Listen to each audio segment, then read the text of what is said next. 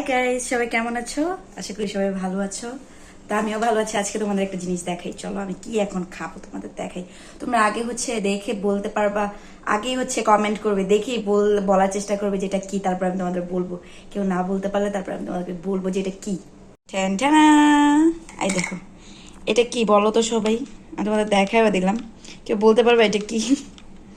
যাই হোক, যে আগে ভাগে কমেন্ট করে জানাইতে পারছো তাকে ধন্যবাদ। আর যারা জানো না তাদেরকে বলে দিই, এটা ভাতের মার। আজকে আমার অনেক দিন পরে ভাতের মার খেতে মন চাইতেছে, কেন জানি না। আমি 2-3 দিন আগেও একদিন খাইছিলাম, আজকে আবার নিলাম।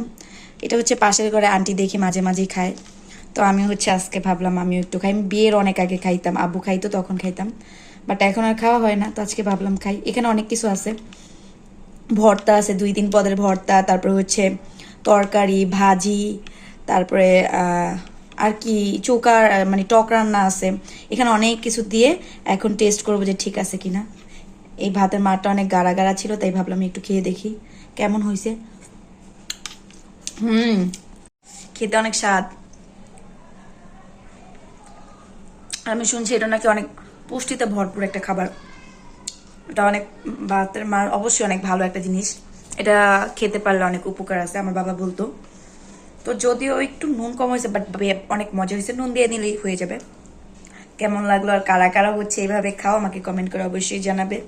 এটা কার কার পছন্দ এরকম ভাবে ভাতের মার খাওয়া। আমি জানি অনেকে এটা পছন্দ করে, যে যে খাও বা যার যার ভালো লাগে কমেন্ট করে জানাবে। অনেকে মানে এভাবে খেতে পছন্দ করে, ভাতটা দিয়ে না, একেবারে শুধু শুধু খেতে পছন্দ করে। বা অনেকে শুধু ভাত দিয়ে খেতে পছন্দ করে, তরকারি দিয়ে না। আবার অনেকে আমার মতো পছন্দ করে। আমার সাদা সিধা ভালো লাগে না, আমার তরকারি টরকারি দিয়ে ভাত দিয়ে খেতে ভালো লাগে। এটা আমার আব্বু আমাকে খাওয়া শিখাইছে। তো কে কে এরকম খাবার খেতে পছন্দ করে আমাকে কমেন্ট করে অবশ্যই জানাবে গাইস। আল্লাহ হাফিজ, বাই বাই।